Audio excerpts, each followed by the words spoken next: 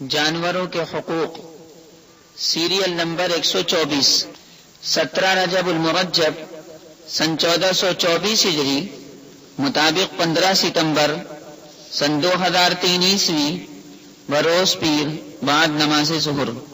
بسم اللہ الرحمن الرحیم، الحمد للہ رب العالمین، غافر الذنب وقابل التوب شدید العقاب ذی الطول، لا إله إلا هو إليه المصير، ونشهد أن لا إله إلا الله وحده لا شريك له، ونشهد أن سيدنا ونبينا وحبيبنا وشفيعنا ومولانا محمد وعلى آله وأصحابه الكرام البررة السباقين الإيمان والهجرة وعلى من سلك مسلكهم إلى يوم الدين. أما بعد، فأعوذ بالله السميع العليم من الشيطان الرجيم. بسم الله الرحمن الرحيم. والخيل والبغال والحمير لتركبوها وزينة ويخلق ما لا تعلمون. رب اشرح لي صدري ويسر لي أمري واحلل عقدة من لساني يفقه قولي. علم الإنسان ما لم يعلم رب زدني علما. گرامی قدر حاضرین محفل، اللہ تبارک و تعالی نے اپنی قدرت کاملہ سے تمام مخلوقات کو پیدا فرمایا. سینکڑوں طرح کی انگنت مخلوقات باری سبحانہ و تعالی نے پیدا فرمائی ہیں. ہر مخلوق کے تقاضے اللہ تبارک و تعالی نے جداگانہ رکھے ہیں. آسمان زمین کا پیدا کرنے والا خدا ہر مخلوق کو پالتا پوستا ہے، ان کی تربیت کرتا ہے، ان کو روزی دیتا ہے.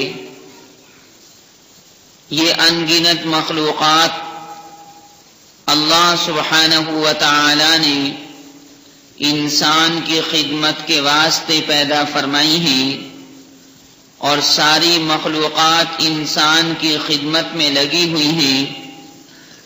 چاند ہے، سورج ہے، زمین ہے، اسی طرح جانور ہیں، درندے ہیں، چرندے ہیں، پرندے ہیں. یہ تمام کے تمام انسان کی خدمت میں لگے ہوئے ہیں. انسان کو اللہ رب العزت نے اپنے واسطے یعنی اپنی عبادت کے واسطے پیدا فرمایا ہے. انسان کے اوپر باری سبحانہ و تعالی نے کچھ احکام لاگو فرمائے ہیں. انسان کو مکلف بنایا شریعت اسلامیہ کا، تاکہ انسان اللہ سبحانہ و تعالی کی بھیجی ہوئی شریعت کے مطابق زندگی گزارے اور باری سبحانہ و تعالی کو راضی کرے، اور اللہ سبحانہ و تعالی کو راضی کر کے اپنی دنیا بھی بنائے، قبر والی زندگی بھی عمدہ بنائے، اور آخرت کی ہمیشہ رہنے والی زندگی کو بھی عمدہ بنائے، پرسکون بنائے، پربہار بنائے، عیش و عشرت کی زندگی بنائے. کیونکہ دائمی زندگی ہمیشہ رہنے والی زندگی تو آخرت کی ہی زندگی ہے. یہ دنیا کی زندگی تو اللہ سبحانہ و تعالی نے فانی بنائی ہے، زوال پذیر بنائی ہے، ختم ہو جانے والی بنائی ہے. پھر ہر ایک کے اوپر خالق شمس و قمر نے، خلاق زمین و زمان نے، صناع مکین و مکان نے، قادر مطلق نے، بادشاہ مطلق نے حقوق رکھے ہیں. انسان کے دوسرے انسان کے اوپر حقوق ہیں. ماں باپ کے حقوق اولاد کے اوپر ہیں، اولاد کے حقوق ماں باپ کے اوپر ہیں. ماں باپ کے حقوق کے بارے میں میرا مستقل بیان الگ سے 2 کیسٹس میں موجود ہے. اولاد کے حقوق کے سلسلے میں مکمل بیان 4 کیسٹس میں موجود ہے. ایسے ہی شوہر کے حقوق بیوی پر اور بیوی کے حقوق شوہر پر ہیں. شوہر اور بیوی کے حقوق ایک دوسرے کے اوپر اللہ نے لاگو فرمائے. میاں بیوی وائف اینڈ ہسبینڈ کے سلسلے میں مستقل 12-13 کیسٹس میری موجود ہیں، جن میں اس ازدواجی زندگی کے بارے میں نے پوری تفصیل کے ساتھ بیان کیا ہے. اللہ تبارک و تعالی نے اس دنیا کے اندر انسانوں کے ساتھ ساتھ جانوروں کو بھی پیدا فرمایا ہے.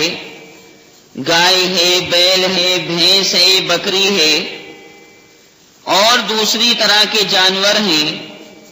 بعض جانور ایسے ہیں کہ جو گھروں میں پالے جاتے ہیں، جن کو ہندی میں پالتو جنتو کہا جاتا ہے، اور بعض جانور ایسے ہیں جو جنگل میں رہنے والے ہوتے ہیں، جن کو جنگلی جنتو کہا جاتا ہے. غرض کہ انسان بعض جانوروں کو گھر میں پالتا ہے، جیسے بعض پرندوں کو گھر کے اندر پالتا ہے، کبوتر کو پال لیتا ہے، طوطے کو پال لیتا ہے، مینا کو پال لیتا ہے. اللہ سبحانہ و تعالی نے انسان کے اندر جس طرح روح ڈالی اور روح یعنی جان کو پیدا فرمایا، ایسے ہی جانوروں اور درندوں اور پرندوں کے اندر بھی باری تعالیٰ نے روح ڈالی، جان پیدا فرمائی. وہ بھی حرکت کرتے ہیں، وہ بھی چلتے پھرتے ہیں، گھومتے ہیں جیسے انسان چلتا پھرتا گھومتا ہے.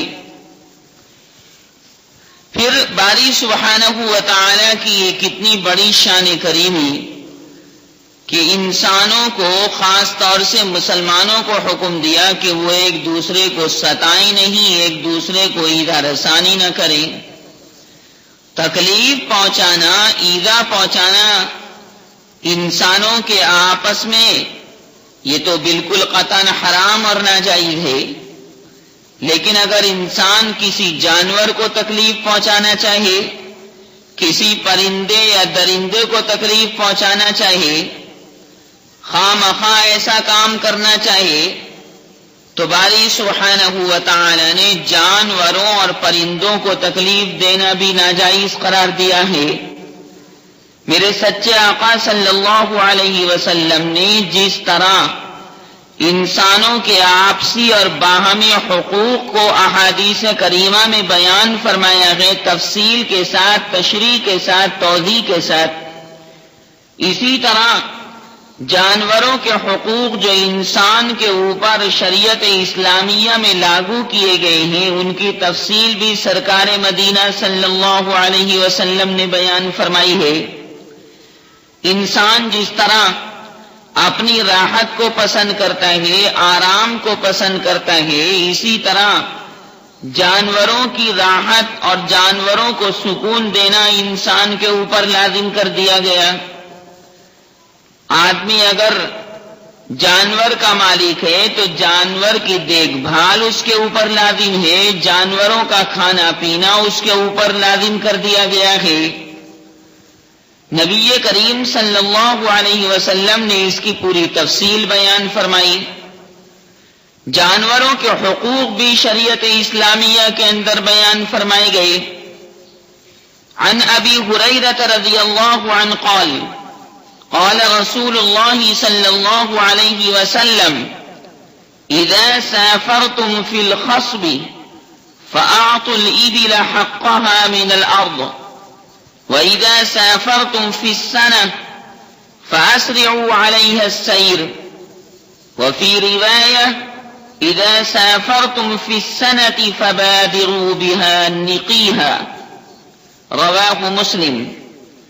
حضرت ابو ہریرہ رضی اللہ تعالی عنہ فرماتے ہیں کہ نبی آخر الزمان صلی اللہ علیہ وسلم نے ارشاد فرمایا کہ جب تم ہرے بھرے جنگل ہونے کے زمانے میں سفر کرو، یعنی جنگلوں کے اندر ہریالی ہو، سرسبزی اور شادابی ہو، پودوں کے اندر پتوں پر ہریالی ہو اور پودوں کو خوب پانی مل چکا ہو، تو ایسے زمانے میں اگر سفر کرو تو اونٹوں کو یعنی جانوروں کو اور سواریوں کو ان کا حق زمین سے دیا کرو، یعنی تھوڑی تھوڑی دیر میں ان کو چرنے کو چھوڑ دیا کرو، اور جب قحط سالی میں سفر کیا کرو جبکہ زمین سوکی ہے، پیداوار نہیں ہے، بارش آسمان سے بند ہو چکی ہے، آسمان سے پانی برس نہیں رہا ہے، لوگوں کو پانی کی ضرورت ہے، تو اس زمانے میں گھاس والی زمین نہ ملے تو سواریوں پر سفر جلدی کر لیا کرو، یعنی راستے میں بے ضرورت دیر نہ لگایا کرو تاکہ منزل پر جلدی پہنچ کر کچھ چارہ وغیرہ جانوروں کو مل جائے، کیونکہ منزل پر چارے کا پانی کا اہتمام رہتا ہے۔ مسلم شریف کی دوسری حدیث میں یہ بھی ہے کہ جب تم خشک سالی میں سفر کرو تو جانوروں کا گودا ختم ہونے سے پہلے ان کو منزل پر جلدی پہنچا دیا کرو، یعنی بلا وجہ دیر مت لگاؤ یا کوئی زائد مشقت مت ڈالو کہ جانور کا کچومر ہی نکل جائے۔ خواتین و حضرات، اس حدیث پاک سے سواری کے جانوروں کے یہ حقوق معلوم ہوئے، جن میں یکا اور گاڑی کا گھوڑا بھی داخل ہے۔ ایک تو یہ معلوم ہوا کہ راستے میں سواری کے جانور کو ضرورت کے مطابق آرام دینا چاہیے۔ جانور پر سواری کر رہے ہیں اور جانور بیچارہ چلتے چلتے تھکا تھکا معلوم ہونے لگے تو اس کو دم لینے دینے کے واسطے تھکنے پر جانور کا بدل ڈالنا بھی ایک مناسب ترکیب ہے۔ یا جانور اگر تھک گیا ہے اور اسی پر سفر کرنا ہے، اسی پر سواری کرنی ہے، تو اس کو دم لینے دو، اس کو آرام کر لینے دو۔ جیسے آج کل کے اندر جانوروں پر سواری تو خیر لوگ کم کرتے ہیں، جن کو گھوڑا پالنے کا شوق ہوتا ہے وہ گھوڑے پر سواری کر لیتے ہیں۔ آج کل تو ماروتی گاڑیاں ہیں، سوزوکی کاریں ہیں، اسکوٹر ہے، موٹر سائیکل ہے، تو ڈرائیور جب دیکھتا ہے کہ گاڑی کا انجن گرم ہونے لگا تو اس کو تھوڑا آرام دیتا ہے، آدھا پون گھنٹہ انجن کو ٹھنڈا ہونے کا موقع دیتا ہے۔ راستے میں اگر گھاس وغیرہ نہ ہو تو منزل پر پہنچنے میں فضول دیر نہ لگائے۔ ایسا نہیں کہ گھوڑے پر آدمی سفر کر رہا ہے، سواری کر رہا ہے، اور راستے میں چارہ نہیں، پانی نہیں، اور کسی دوست کے ملنے کو ٹھہر گئے، دوست سے باتیں بنانے لگے اور بیچارہ جانور غریب سوکھے منہ کھڑا ہے، یا وہ فضول سیر و سیاحت اور تماشے کے لیے اس جانور کو لیے پھرتے ہیں، یہ بھی درست نہیں۔ منزل پر پہنچ کر جلد سے جلد جانور کی خبر لینا بھی ضروری ہے۔ اب جانور سواری کا آدمی کو لے کر آئے جیسے گھوڑا ہے، اور اپنی منزل پر انسان کو پہنچا دیا، مالک کو پہنچا دیا، تو مالک کی ذمہ داری ہے کہ گھوڑے کو فوراً جاتے ہی پانی دے، گھاس وغیرہ کا انتظام کرے۔ عام طور سے لوگ منزل پر پہنچ کر جانور کے گھاس دانے کو بھول جاتے ہیں، کپڑے اتارنے میں لگ جاتے ہیں، اپنے کام میں لگ جاتے ہیں، بیچارہ گھوڑا جانور بھوکا کھڑا رہتا ہے۔ خاص کر اگر وہ جانور کرائے کا ہو تو اور بھی زیادہ لوگ غفلت کرتے ہیں۔ آج کل لوگ یہ کہہ سکتے ہیں کہ بھئی زمانہ جانوروں پر، گھوڑوں پر، اونٹوں پر سفر کرنے کا نہیں ہے، لیکن دیہات کے اندر تو لوگ جانوروں پر سفر کرتے ہیں، اور پھر ہر ایک علاقے اور ملک اور خطے کے تقاضے جداگانہ ہوتے ہیں۔ ہمارے علاقے کے اندر یہ کیفیت نہیں تو اور دوسرے مقامات پر لوگ جانوروں پر اب بھی سفر کرتے ہیں، سواری کرتے ہیں۔ نبی کریم صلی اللہ علیہ وسلم نے خواتین و حضرات جانوروں کے حقوق اچھی طریقے سے بیان فرمائے۔ عن انس رضی اللہ عنہ قال كنا اذا نزلنا منزلا لا نسبح حتى نحل الرحال رواه ابو داود۔ نبی کریم صلی اللہ علیہ وسلم کے خادم خاص حضرت انس رضی اللہ تعالی عنہ فرماتے ہیں کہ ہم جب کسی منزل پر اترتے تھے تو نماز نہیں پڑھتے تھے جب تک کہ کجاووں کو نہیں کھول لیتے تھے اور اونٹوں سے نہ اتار لیتے تھے۔ یہ حضرات صحابہ کرام رضوان اللہ تعالی علیہم اجمعین کا خاص معمول ہے کہ اگر کسی منزل پر اتر رہے ہیں اور جانور پر سواری کر رہے ہیں، جیسا کہ اس زمانے کے اندر جانوروں پر ہی سواری کیا کرتے تھے، اور نماز کا وقت آن پہنچا تو یہ نہیں کہ اونٹوں کو اور سواریوں کو کھانے پینے کے واسطے چھوڑا نہیں، پیغمبر خدا صلی اللہ علیہ وسلم کے شاگردوں حضرات صحابہ کرام رضوان اللہ تعالی علیہم اجمعین کا یہ معمول مبارک رہا کہ نماز پڑھنے کے واسطے اگر گھوڑے سے اتر رہے ہیں، نماز پڑھنے کے واسطے اگر اونٹ سے اتر رہے ہیں تو اونٹوں کو گھاس وغیرہ چرنے کے لیے چھوڑ دیا اور اپنی نماز اس درمیان میں ادا کر لی، اللہ کا حق بھی ادا کر دیا اور جانوروں کے حقوق بھی ادا کر دیے، جانور بھی تازہ دم ہو گئے، جانوروں نے بھی گھاس اور دانے کو استعمال کر لیا، پانی پی لیا، اور گھاس دانے کو کھانے کے بعد پانی پینے کے بعد جانور کے اندر پھر طاقت آ گئی، قوت آ گئی، شکتی آ گئی۔ نبی کریم صلی اللہ علیہ وسلم نے یہ مبارک تعلیمات اپنے شاگردوں حضرات صحابہ کرام رضوان اللہ تعالی علیہم اجمعین کو سکھلا دی تھی اور بتلا دی تھی، اور حضرات صحابہ کرام کا ان پر عمل رہا۔ یہ حضرات صحابہ کرام کا ہی معمول تھا۔ سبحان اللہ، یہ جانوروں کی کتنی رعایت کرتے تھے کہ بے ضرورت اتنی تھوڑی دیر تک بھی ان کا لدا رہنا، یعنی جانوروں کا لدا رہنا صحابہ کرام پسند نہیں فرماتے تھے۔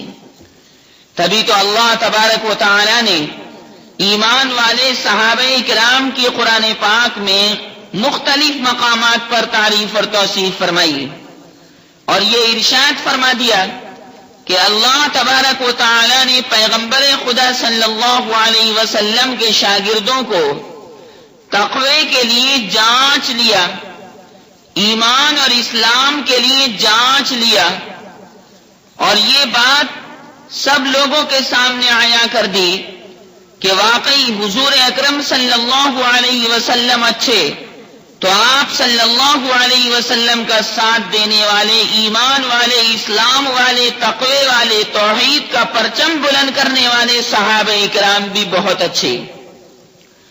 فرمایا ان الذين يغضون اصواتهم عند رسول الله اولئك الذين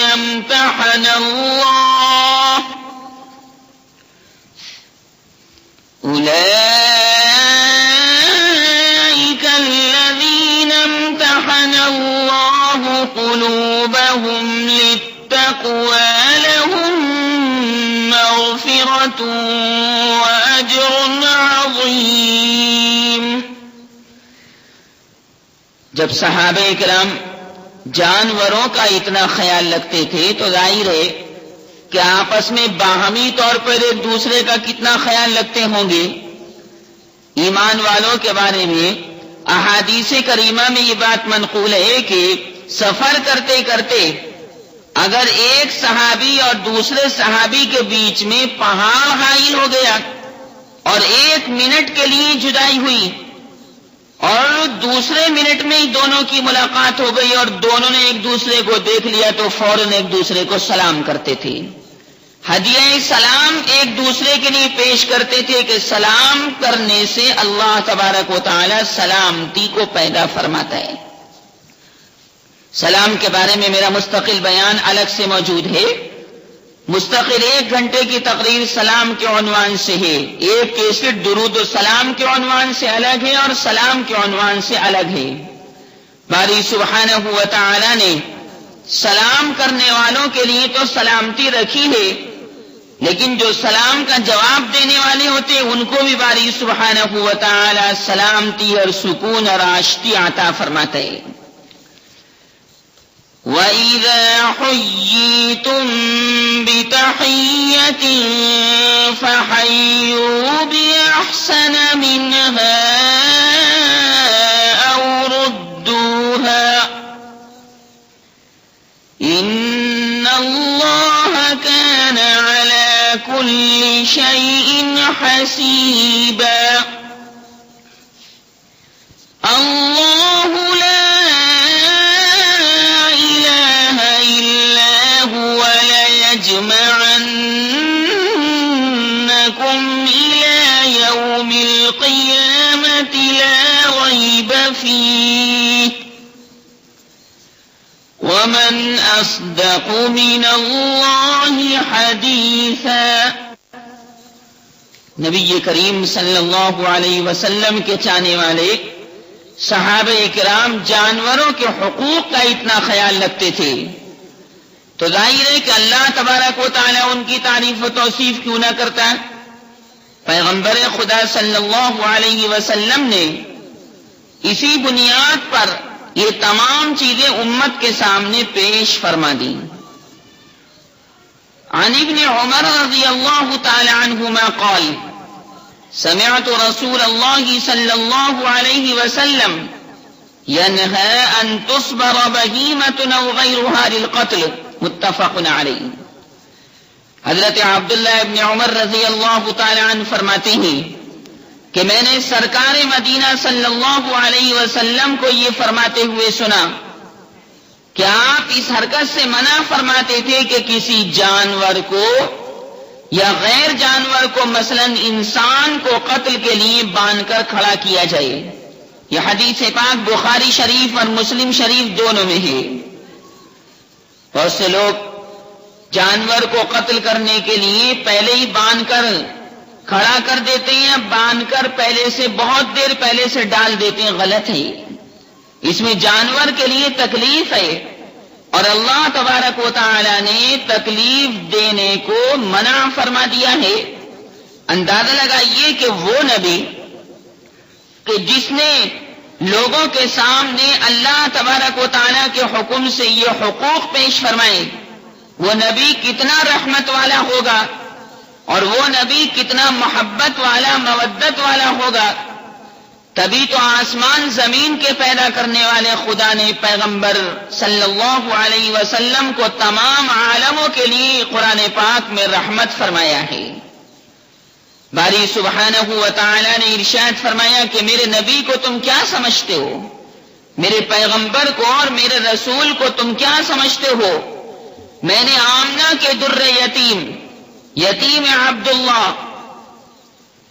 محمد صلی اللہ علیہ وسلم کو سارے عالموں کے لیے اور ساری مخلوقات کے لیے رحمت کاملہ بنا کر بھیجا کہ پیغمبر کے آنے سے انسانوں کو سکون ملا, پیغمبر کے آنے سے جنات کو سکون ملا, پیغمبر کے آنے سے درندوں کو سکون ملا, پیغمبر کے آنے سے جانوروں کو سکون ملا, پیغمبر کے آنے سے پرندوں کو سکون ملا, پیغمبر کے آنے سے مردوں کو سکون ملا, پیغمبر کے آنے سے عورتوں کو سکون ملا, پیغمبر کے آنے سے لڑکیوں کو سکون ملا کہ ایام جاہلیت کے اندر لوگ اپنی لڑکیوں کو زندہ دبا دیا کرتے تھے.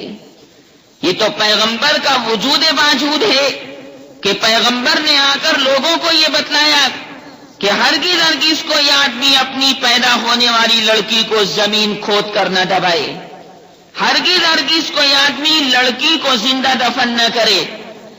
لڑکا بھی اللہ ہی دیتا ہے اور لڑکی بھی اللہ ہی دیتا ہے.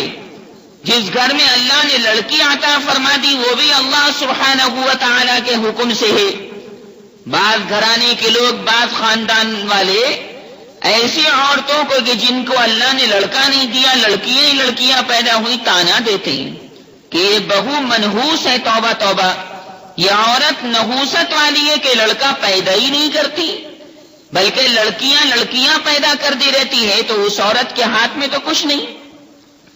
یہ تو آسمان زمین کا پیدا کرنے والا خدا چاہتا ہے تو لڑکا دیتا ہے, چاہتا ہے تو لڑکی عنایت فرماتا ہے, اور جس کو چاہتے ہیں اللہ سبحانہ و تعالی بانجھ بنا دیتا ہے. نہ لڑکا دیتا ہے نہ لڑکی دیتا ہے. 15 سال 10 سال شادی کو ہو جاتے ہیں, لیکن باری سبحانہ و تعالی کوئی پھول ان کے آنگن میں شگفتہ نہیں کرتا. نہ لڑکا پیدا ہوتا ہے نہ لڑکی پیدا ہوتی ہے, اور بعض کو بس ایک بچہ ہی دے کر اینڈ کر دیتا ہے کہ خاموش رہو. اللہ تبارک و تعالیٰ جس روح کو دنیا کے اندر ظاہر فرمانا چاہتا ہے وہ دنیا کے اندر آ کر رہتی ہے، چاہے آدمی کتنی روک لگائے، کتنی رکاوٹ پیدا کرے، کتنی دوائیاں استعمال کرے۔ 25ویں پارے میں سورہ شورى کے اندر باری تعالیٰ نے ارشاد فرمایا، لِلَّهِ مُلْكُ السَّمَاوَاتِ وَالْأَرْضِ يَخْلُقُ مَا يَشَاءُ يَهَبُ لِمَن يَشَاءُ إِنَاثًا يَهَبُ لِمَن يَشَاءُ إِنَاثًا وَيَهَبُ لِمَن يَشَاءُ الذُّكُورَ أَوْ يُزَوِّجُهُمْ ذُكْرَانًا وَإِنَاثًا وَيَجْعَلُ مَن يَشَاءُ عَقِيمًا إِنَّهُ عَلِيمٌ قَدِيرٌ۔ نبی کریم صلی اللہ علیہ وسلم نے اپنے وجود باوجود کے ذریعے تمام مخلوقات کے اوپر اور تمام عالموں کے اوپر رحمت کاملہ کا فیضان فرما دیا۔ اگر سرکار مدینہ صلی اللہ علیہ وسلم اس دنیا میں تشریف نہ لاتے تو لڑکیوں کو کوئی ان کے حقوق دینے والا دنیا کے اندر پیدا نہ ہوتا۔ پیغمبر نے ایسا قرآن پیش فرمایا کہ اس قرآن میں لکھا ہوا ہے کہ ہرگز ہرگز تم یہ کام مت کرنا، اگر تم نے کسی لڑکی کو زندہ دبایا یا لڑکی کے پیدا ہونے سے تم ناخوش ہوئے، چی بجبی ہوئے، غصے کا اظہار کیا تو باری سبحانہ و تعالی قیامت میں اس کے بارے میں سوال کرے گا اور یہ کہے گا کہ اس میں نہ لڑکی کی بات تھی نہ عورت کی ماں کی بات تھی، لڑکی کو تو میں نے پیدا کیا تھا، تم میرے فیصلے پر راضی نہیں تھے۔ لہذا باری سبحانہ و تعالی قیامت میں ایسے انسان سے باز پوچھ کرے گا، اور جو شوہر اپنی عورتوں کا اپنی بیویوں کو اسی بنیاد پر مارتے ہیں، اللہ تعالیٰ قیامت میں بیوی سے فرمائے گا کہ اپنے شوہر سے بدلہ لے کہ دنیا کے اندر اس نے تجھے اس بنیاد پر مارا کہ تو نے لڑکی کیوں پیدا کی تھی، نعوذ باللہ۔ قرآن پاک کے 30ویں پارے میں سورہ تکویر کے اندر باری سبحانہ و تعالی نے ارشاد فرمایا، اذا الشمس كورت واذا النجوم كدرت واذا الجبال سيرت واذا العشار عطلت وَإِذَا الْوُحُوشُ حُشِرَتْ وَإِذَا الْبِحَارُ سُجِّرَتْ وَإِذَا النُّفُوسُ زُوِّجَتْ وَإِذَا الْمَوْءُودَةُ سُئِلَتْ بِأَيِّ ذَنبٍ قُتِلَتْ۔ اللہ تعالیٰ اس لڑکی کو میدان قیامت میں کھڑا کرے گا اور پھر اس باپ سے سوال کرے گا کہ تو نے اس کو زندہ کیوں دفن کیا تھا، یا لڑکے کے مقابلے میں اس لڑکی کو حق کم کر کے کیوں دیا تھا۔ بہرحال یہ بات تو ضمناً آ گئی۔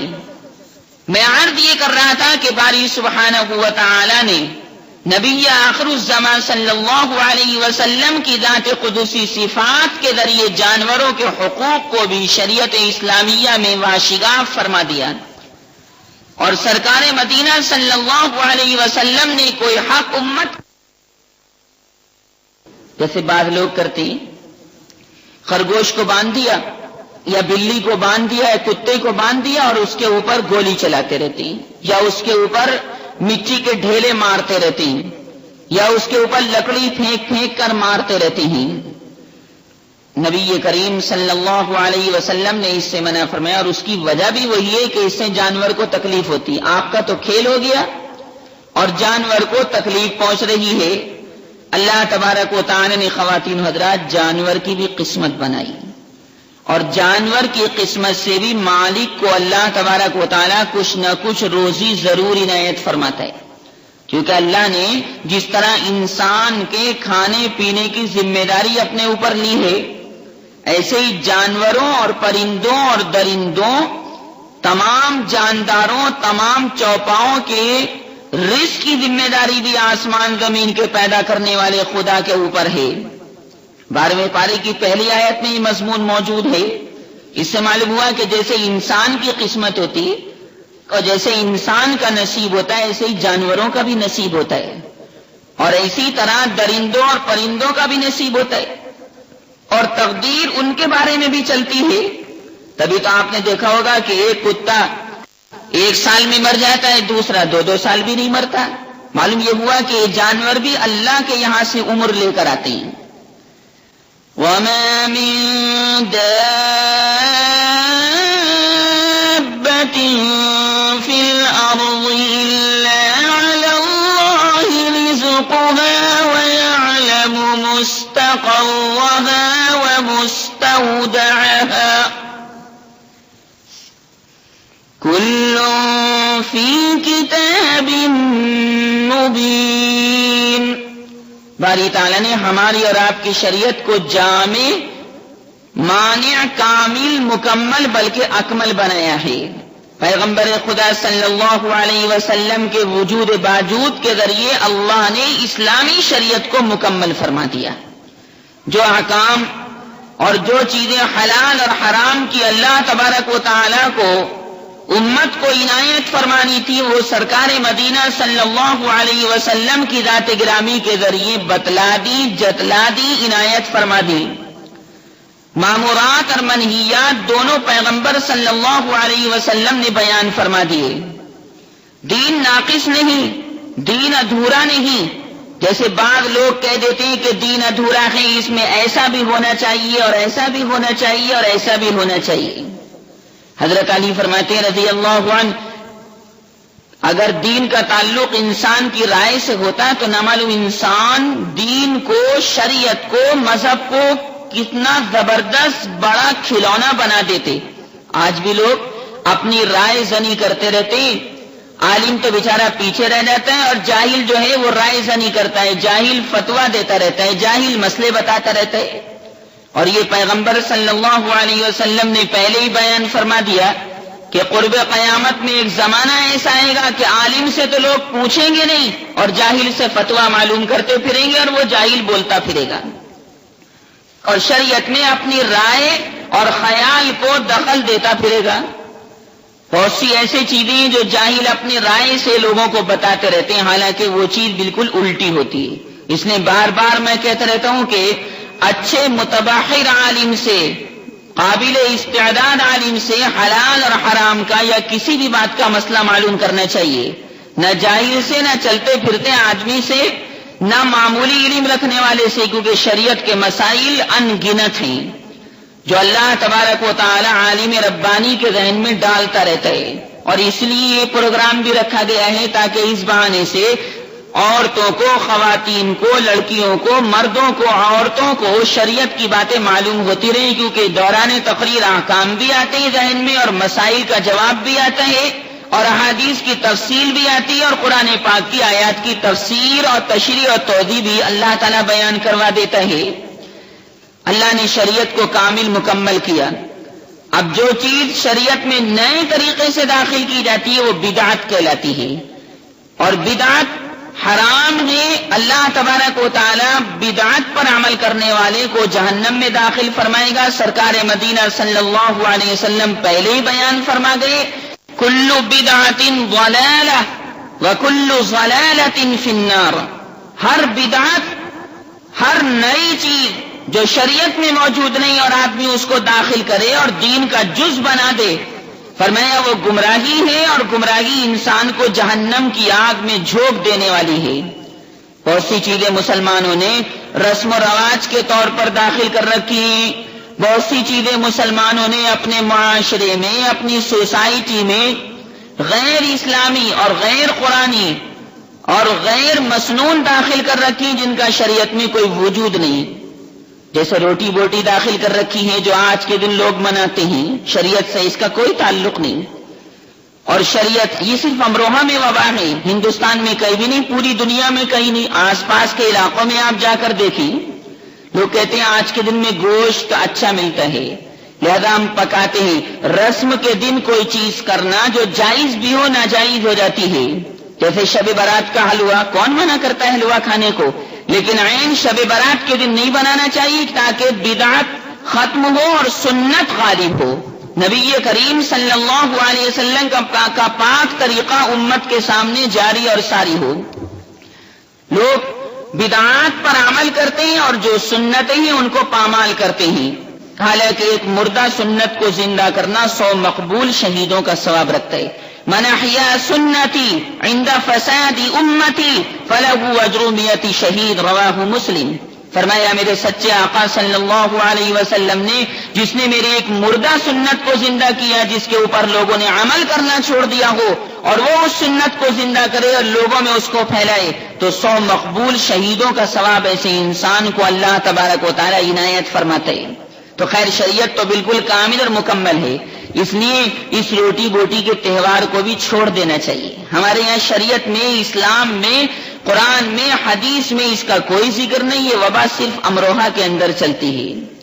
بہت سے لوگ یہ کہہ دیتے ہیں کہ گوشت کھانے کے لیے تو اچھا گوشت ملتا ہے تو پورے سال خراب ملتا ہے، خراب گوشت پورے سال بیچنا ویسے بھی ناجائز ہے، آج ہی اچھا کیوں بنایا جاتا ہے؟ نہیں، پورے سال روزانہ ہر گاہک کو اچھا گوشت دینا چاہیے۔ جیسے ہر دکاندار کے اوپر لازم ہے کہ گاہک کو اچھی چیز دے، عیبدار چیز نہ دے، خراب چیز نہ دے۔ کپڑے میں اگر سوراخ ہے تو دکاندار پر لازم ہے کہ وہ گاہک کو بتلا دے کہ بھائی جان اس میں سوراخ ہے، اگر آپ کو پسند ہو لیجئے، نہیں تو چھوڑ دیجئے، یا سوراخ کی وجہ سے میں اتنی قیمت اس میں کم کیے دیتا ہوں، آپ کی مرضی، آپ اس کو قبول کریں اور چاہے قبول نہ کریں۔ عیب کو بتلانا یہ انسان کے اوپر لازم اور ضروری ہے۔ تو غور دیکھیں ہماری شریعت اسلامیہ بالکل کامل مکمل۔ اليوم اكملت لكم دينكم واتممت عليكم نعمتي ورضيت لكم الاسلام دينا۔ پیغمبر صلی اللہ علیہ وسلم کے بارے میں جو یہ گمان رکھے توبہ توبہ کہ ناقص شریعت چھوڑ کر گئے یا ادھوری شریعت چھوڑ کر گئے، تو ایسا گمان کرنے والا اسلام کے دائرے سے باہر ہو جاتا ہے، کافر ہو جاتا ہے۔ تو غور دیکھے پیغمبر صلی اللہ علیہ وسلم نے جانوروں کے حقوق بیان فرمائے۔ بچے عام طور سے ایسا کرتے ہیں، غلیل ہاتھ میں لی اور کسی جانور کو سامنے کھڑا کیا اور اس میں نشانہ باندھتے رہتے ہیں اور بیچارے جانور کے اوپر غلیل کے گلے پڑتے رہتے ہیں اور وہ تکلیف اٹھاتے رہتے ہیں۔ ماں باپ پر لازم ہے کہ وہ اپنے بچوں کو سمجھائیں اور خود بھی یہ مضمون نہ کریں، خود بھی اس چیز پر عمل نہ کریں۔ عن جابر رضی اللہ عنہ قال نہى رسول اللہ صلی اللہ علیہ وسلم عن الضرب في الوجه وعن الوسم في الوجه، رواہ مسلم۔ پیغمبر خدا صلی اللہ علیہ وسلم نے چہرے پر مارنے سے منع فرمایا۔ انسان دوسرے انسان کے چہرے پر مارے یہ تو ہے ہی ناجائز، لیکن علماء نے ارشاد فرمایا کہ اس حدیث میں یہ بھی داخل ہے کہ آدمی مالک اپنے جانور کے چہرے پر لکڑی مارے یا ہاتھ مارے یا ڈنڈا مارے، یہ بھی ناجائز ہے۔ کتنے لوگ ایسے ہیں جو جانور پالتے ہیں اور جانور کا کان پکڑا اور اس کے منہ پر تماچے برسا دیتے ہیں یا ڈنڈا مارتے ہیں۔ جانور بے زبان ضرور ہے لیکن سمجھتا سب کچھ ہے، تکلیف اس کو بھی ہوتی، تبھی تو چھری دیکھ کر گھبراتا ہے، سمجھ جاتا ہے کہ یہ مجھ کو کاٹنے کے واسطے آ رہا ہے۔ آپ اس کے جسم میں سوئی چبھائیں تو اس کو تکلیف ہوتی، بکری تڑپ جاتی ہے۔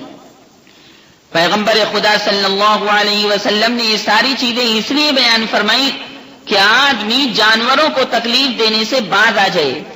جیسے دوسرے انسانوں کو تکلیف دینا منع فرمایا گیا ہے، ایسے ہی جانوروں کو تکلیف دینا بھی شریعت اسلامیہ میں حرام ہے۔ تو بے زبان ہوتا ہے لیکن تکلیف ساری محسوس کرتا ہے، اور بعض مرتبہ اللہ تبارک و تعالی اس جانور کو بھی زبان عنایت فرما دیتا ہے اور وہ جانور بول پڑتا ہے، اور اس جانور کے ذریعے اللہ تبارک و تعالی آدمی کو نصیحت کروا دیتا ہے۔ عن ابی ہریرہ رضی اللہ عنہ قال بینما رجل یسوق بقرۃ اذ اعیا فرکبها فقالت إنا لم نخلق لهذا إنما خلقنا لحراثة الأرض. فقال الناس سبحان الله بقرة تكلموا. فقال رسول الله صلى الله عليه وسلم فإني أؤمن به أنا وأبو بكر وعمر وما هما ثم. رواه البخاری و مسلم.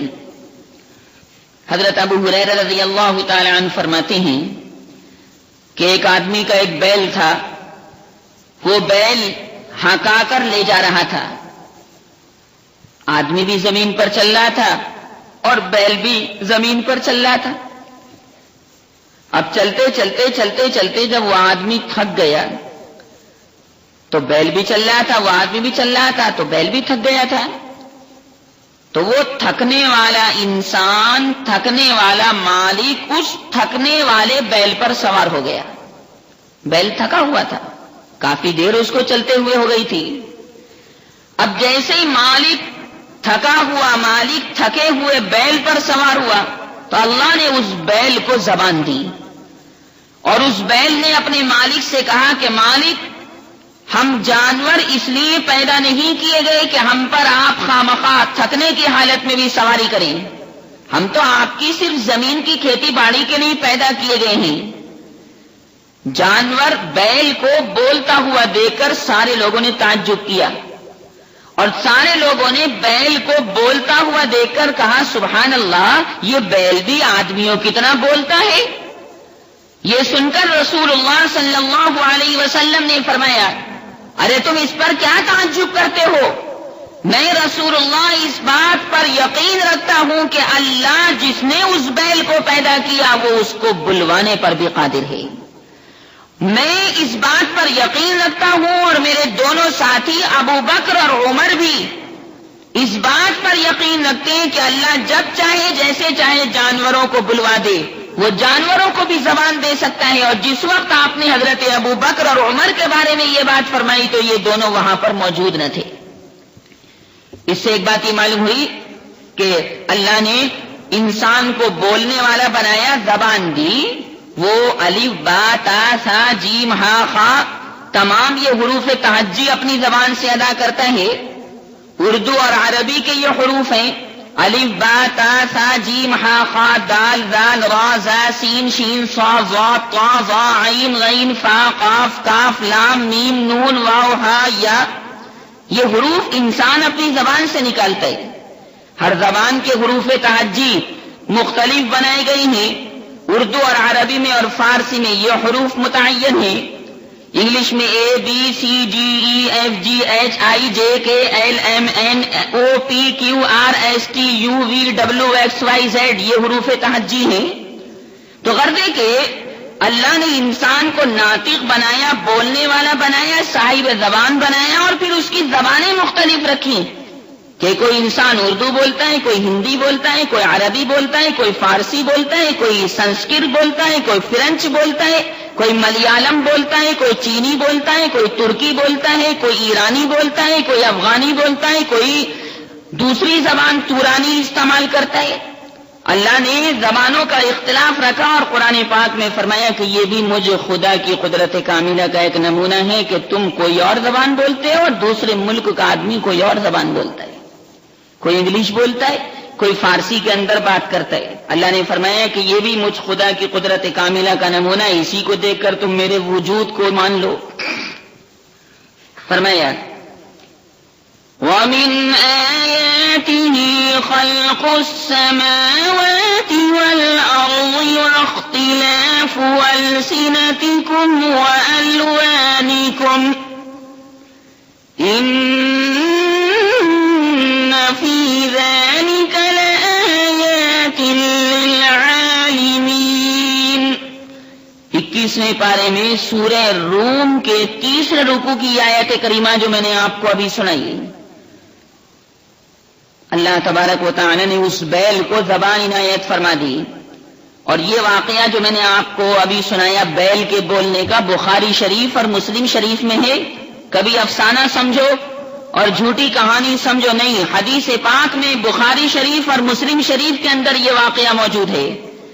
اور فرمایا آپ نے کہ مجھے تو یقین ہے کہ اللہ بیل کو بلوا سکتا ہے، اور مجھے بھی اور میرے دونوں ساتھی ابو بکر اور عمر کو بھی یقین ہے، حالانکہ ابو بکر اور عمر اس وقت مجلس میں موجود نہ تھے۔ اس سے معلوم ہوا کہ حضور اکرم صلی اللہ علیہ وسلم ابو بکر صدیق اور فاروق اعظم عمر ابن خطاب رضی اللہ تعالی عنہما سے کتنی محبت فرماتے تھے کہ ان کا نام پیغمبر کی زبان مبارک پر جاری ہو گیا۔ اگر اس سے ایک بات یہ معلوم ہوئی کہ اگر کوئی بکری پر سواری کرنے لگے تو یہ فعل غلط اور بیجا ہوگا، کیونکہ بکری اللہ نے سواری کے لیے پیدا نہیں فرمائی۔ بھئی جس جانور کو جس کام کے لیے پیدا کیا اس سے وہ کام لے لو۔ دنیا کے اندر بھی مشینوں کا یہ عالم ہے کہ کپڑا دھونے کی جو مشین ہے، واشنگ مشین، اس سے آپ گیہوں تھوڑی پیس سکتی ہیں۔ گیہوں پیسنے والی چکی سے آپ گیہوں پیسیں گی، کپڑا دھونے والی مشین سے آپ کپڑا دھوئیں گی۔ جس مشین کا جو کام ہے اس سے وہی کام لیا جا سکتا ہے۔ پیغمبر صلی اللہ علیہ وسلم نے انسانوں کی تکلیف دینے کے ساتھ ساتھ جانوروں کو بھی تکلیف دینے سے منع فرمایا۔ عن ابی ہریرہ رضی اللہ عنہ قال قال رسول اللہ صلی اللہ علیہ وسلم قرصت نملة نبيا من الأنبياء فأمر بقرية النمل فأحرقت فأوحى الله تعالى إليه أن قرصتك نملة أحرقت أمة من الأمم تسبح، رواه البخاری و مسلم۔ حضرت ابو ہریرہ رضی اللہ عنہ فرماتے ہیں کہ نبی آخر الزمان صلی اللہ علیہ وسلم نے ارشاد فرمایا کہ نبیوں میں سے ایک نبی کو کسی چونٹی نے کاٹ لیا۔ چونٹی انسان کو کاٹ لیتی، مرد کو بھی کاٹ لیتی، عورت کو بھی کاٹ لیتی، لال چونٹی بھی ہوتی ہے، کالی چونٹی بھی ہوتی ہے۔ فرمایا رسول اللہ صلی اللہ علیہ وسلم نے کہ ایک نبی تھے، میرے سچے آقا صلی اللہ علیہ وسلم نے اس نبی کا نام بیان نہیں فرمایا۔ خیر، ایک نبی کو ایک چونٹی نے کاٹ لیا تو اس نبی نے کیا کیا؟ اس نبی نے حکم دیا اپنے شاگردوں کو، اپنے خادموں کو کہ چونٹیوں کا جو بل ہے اس میں آگ لگا دو۔ اب کاٹا ایک چونٹی نے، کاٹا ایک چونٹی نے، اور اس نبی نے اپنے اجتہاد سے ساری چونٹیوں کو بل کے اندر آگ لگوا کر جلوا دیا۔ اللہ تبارک و تعالیٰ یہ سارا منظر دیکھ رہا تھا۔ باری سبحانہ و تعالیٰ نے اس نبی کے پاس اپنا پیغام بھیجا، وحی بھیجی کہ میرے پیغمبر، ایک چونٹی نے آپ کے کاٹا، ایک چونٹی کے کاٹ لینے کی وجہ سے آپ نے بل کے اندر، چونٹیوں کے بل کے اندر آگ لگوا کر ان گنت ہزاروں چونٹیوں کو جلوا دیا جو اس بل کے اندر موجود تھی، اور ایسی چونٹیاں کہ وہ اپنے بل کے اندر اللہ کی تسبیح کر رہی تھی، ایسی چونٹیاں کہ وہ اللہ تبارک و تعالیٰ کے ذکر میں اپنے بل میں لگی ہوئی تھی۔ یہ حدیث پاک بخاری شریف اور مسلم شریف دونوں میں ہے۔ اس سے ایک بات یہ معلوم ہوئی کہ ہر چیز اللہ تعالیٰ کی تسبیح کرتی ہے، اور ہر چیز اللہ تبارک و تعالیٰ کی پاکی بیان کرتی ہے، اور اس میں کوئی تعجب نہیں ہونا چاہیے۔ میں نے ابھی آپ کو واقعہ سنایا کہ اللہ تبارک و تعالیٰ نے جانوروں کو اور پرندوں کو اور ساری مخلوقات کو اپنی تسبیح کرنے کا حکم دیا۔ یہ پرندے اور یہ چونٹیاں کیسے تسبیح کرتے ہیں؟ ہر چیز جو آسمانوں میں اور جو زمین میں ہے اللہ کی پاکی بیان کرتی ہے۔ 15ویں پارے میں سورہ بنی اسرائیل کے اندر ارشاد فرمایا گیا، تسبح له السماوات السبع والأرض ومن فيهن وإن من شيء إلا يسبح بحمده ولكن لا تفقهون تسبيحهم إنه كان حليما غفورا.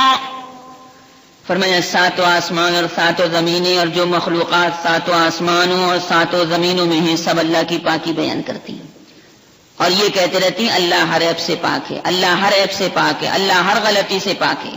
یہی کہتی رہتی ہیں. پہلا آسمان بھی اللہ کی تسبیح کرے ہے، دوسرا بھی اور تیسرا بھی اور چوتھا بھی اور پانچواں بھی اور چھٹا بھی اور ساتواں آسمان بھی اللہ کی تسبیح کرتے ہیں. فرمایا تم ان کی تسبیح کو سمجھ نہیں پاتے. وہ اپنی زبان میں اللہ کی پاکی بیان کرتے ہیں، طوطا، مینا، فاختہ، بلی، تمام مخلوقات اپنی اپنی زبان میں اللہ کو یاد کرتے ہیں، لیکن تم ان کے یاد کرنے کو سمجھ نہیں پاتے. وَإِن مِّن شَيْءٍ إِلَّا يُسَبِّحُ بِحَمْدِهِ وَلَكِن لَّا تَفْقَهُونَ تَسْبِيحَهُمْ إِنَّهُ كَانَ حَلِيمًا غَفُورًا. بیچاری وہ چونٹیاں اپنے بل کے اندر اللہ کو یاد کر رہی تھی، کاٹا ایک چونٹی نے اور ساری چونٹیوں کو جلوا دیا. تو اللہ نے تنبیہ فرمائی اس پیغمبر کو کہ دیکھو تو صحیح، تم نے ایک کے بدلے میں سب کو جلوا دیا. وہ تو سب مجھ کو یاد کر رہی تھی، لہذا اس عالم میں ذکر الہی کی کمی ہو گئی. جیسا کہ اللہ سبحانہ و تعالی نے اس پر اس نبی کی گرفت فرمائی. لہذا جو جانور تکلیف دینے والا ہو یا جو حلال ہو اور اس کا گوشت کھانے کا ارادہ ہو، محض تفریح مقصود نہ ہو، تو اس کے سوا اور کسی جانور کی جان لینا اللہ کی رضامندی کے خلاف ہے. اگرچہ تکلیف دینے والا ہو اور وہ جانور جس کا گوشت کھایا جاتا ہے اللہ کی تسبیح پڑھتے ہیں، مگر انسانوں کی مصلحت اور ضرورت سے اللہ تعالی نے حلال جانور کو کھانے اور تکلیف دینے والے موذی کو مارنے کی اجازت دے دی ہے. مگر اللہ کی تسبیح وہ بھی کرتا ہے. اس سے معلوم ہوا کہ سانپ بھی اللہ کو یاد کرتا ہے، بچھو اور مینڈک بھی اللہ تبارک و تعالیٰ کو یاد کرتے ہیں. پیغمبر صلی اللہ علیہ وسلم نے اس ایذا رسانی کی وجہ سے ہی ان تمام چیزوں کو حرام فرما دیا. وعن انس رضی اللہ عنہ قال اتي رسول الله صلى الله عليه وسلم بتمر عتيق فجعل يفتشه ويخرج منه السوس. رواه ابو داود. حضرت انس فرماتے ہیں رضی اللہ عنہ کہ پیغمبر خدا صلی اللہ علیہ وسلم کی خدمت میں پرانی کھجوریں لائی گئی. کوئی آدمی ہوگا اس کے گھر میں پرانی کھجوریں رکھی ہوں گی، تو ان پرانی کھجوروں میں کچھ کچھ بھن کے اور کچھ کچھ کیڑے پڑ گئے تھے. تو نبی کریم صلی اللہ علیہ وسلم ان پرانی کھجوروں میں سے دیکھ دیکھ کر کیڑوں کو نکالتے رہے. حدیث میں یہ ثابت نہیں کہ آپ صلی اللہ علیہ وسلم نے ان کو کھایا بھی یا نہیں، لیکن آپ نے امت کی تعلیم کے لیے فرما دیا اور اپنے عمل سے دکھلا دیا کہ جس چیز کے اندر کیڑا پڑ جائے یا جو چیز خراب ہو جائے آدمی اس کو استعمال نہ کرے. معلوم ہوا کہ اگر کسی پھل میں کیڑے پڑ جائیں جیسے امرود میں یا سیب میں یا کسی اور چیز میں، تو ان کو صاف کر کے کھانا چاہیے. کیڑے کھانا درست نہیں ہے. ہمارے ہندوستان میں، انڈیا میں، بھارت میں یہ جو رواج ہے کہ بہت سے لوگ گولر کھاتے ہیں. گولر جس کو بہت سے لوگ گولڑ کہتے ہیں. گولر کے اندر اللہ نے بھن کے پیدا فرمائے. اور ہمارے یہاں لوگوں کا یہ عقیدہ ہے کہ جو گولر کو اس کے کیڑوں سمیت کھائے گا اس کی آنکھیں نہیں دکھیں گی. غلط ہے یہ غلط عقیدہ ہے اور خلاف شرع درست نہیں. لہذا حضور پاک صلی اللہ علیہ وسلم کے اس عمل مبارک سے معلوم ہوا کہ آج کرے تو ان کے اندر جو بھنکے اور کیڑے ہوتے ہیں ان کیڑوں کو اور بھنکوں کو نکال کر استعمال کرے، ان کو صاف کر کے استعمال کرے. نبی کریم صلی اللہ علیہ وسلم نے بہت سے جانوروں کا اور بہت سے پرندوں کا حدیث پاک میں ذکر فرمایا. اسی وجہ سے ذکر فرمایا تاکہ لوگ نہ کسی جانور کو تکلیف دیں اور نہ کسی پرندے کو تکلیف دیں، نہ کسی چونٹی کو تکلیف دیں، نہ کسی ایسی چیز کو تکلیف دیں جن کے اندر اللہ تبارک و تعالی نے حیات اور جان کو پیدا فرما دیا ہے. ہاں، جیسے کہ میں نے ابھی عرض کیا کہ جو تکلیف دینے والی چیزیں ہیں ان کو شریعت میں مارنا چاہیے. جیسے سانپ ہے مار سکتے ہیں، جیسے بچھو ہے مار سکتے ہیں، چھپکلی ہے مار سکتے ہیں. عام طور سے چھپکلی گھروں کے اندر رہتی ہے. پیغمبر خدا صلی اللہ علیہ وسلم نے یہ بات اس لیے بیان فرمائی کہ معاشرے کے اندر لوگ کھلواڑ کرتے تھے. آپ صلی اللہ علیہ وسلم نے یہ بھی بیان فرمایا کہ آدمی دو جانوروں کو آپس میں نہ لڑوائے، آدمی دو پرندوں کو آپس میں نہ لڑوائے. اس سے معلوم یہ ہوا کہ بہت سے لوگ جو مرغ بازی کا کھیل کرتے ہیں، کبوتر بازی کرتے ہیں، وہ شریعت میں جائز نہیں. کبوتروں کی اڑان کرواتے ہیں، کبوتروں کو سیٹی بجا بجا کر اونچے سے اونچا اڑاتے ہیں. یہ کبوتر بازی اس لیے شریعت میں حرام کی گئی کہ اس سے کبوتروں کے اوپر زور پڑتا ہے اور وہ تھک جاتے ہیں. اسی طرح دو مرغوں کو آپس میں لڑوانا، اور پھر یہ تو ہے ہی ناجائز، لیکن ساتھ ساتھ جو شرط لگ دیتے ہیں مقابلے کی کہ اگر تو جیتے گا تو ظاہر ہے کہ میں تجھے اتنے روپے دوں گا، شرط لگا دیتے ہیں. یہ شرط لگانا اور بھی جائز چیز کو ناجائز کر دیتا ہے. یوں فی نفسی وہ کبوتر بازی اور وہ دو مرغوں کو لڑوانا شریعت اسلامیہ میں جائز نہیں. عن ابن عباس رضی اللہ تعالی عنہما قال نہى رسول اللہ صلی اللہ علیہ وسلم عن التحریش بین البہائم رواہ الترمذی.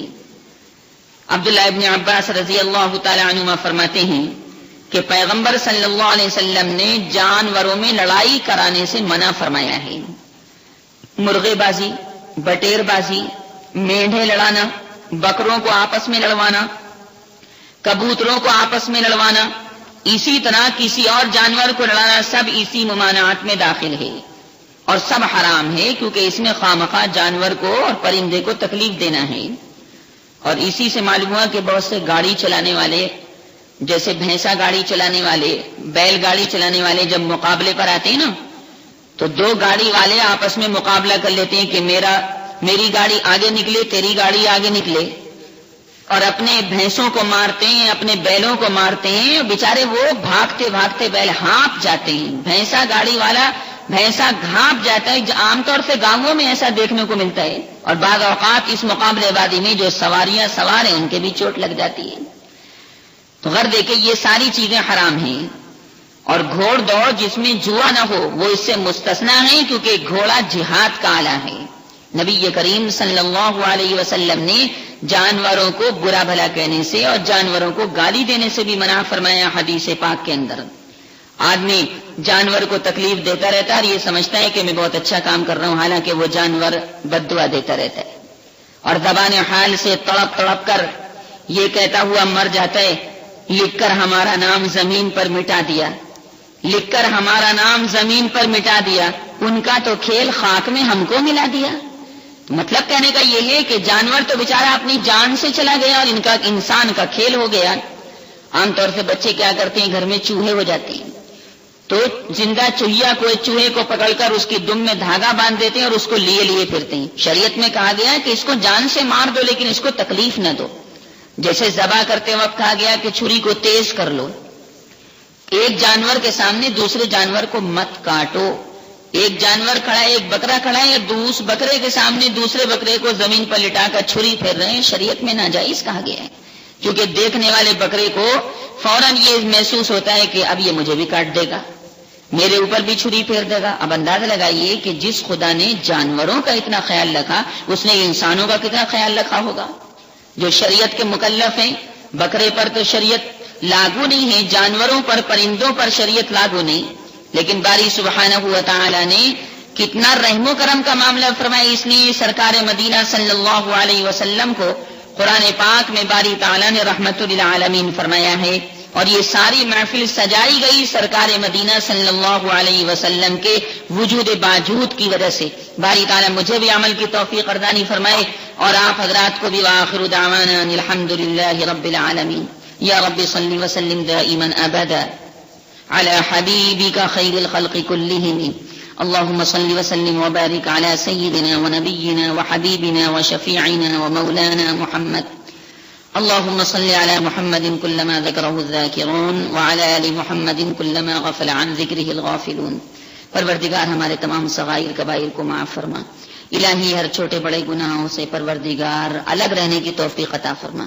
الہی ہماری زندگی کو طاہر مطہر پاک و صاف فرما. اسلامی شریف ہم سب کو زندگی گزارنے والا بنا. نبی کریم صلی اللہ علیہ وسلم کے پاس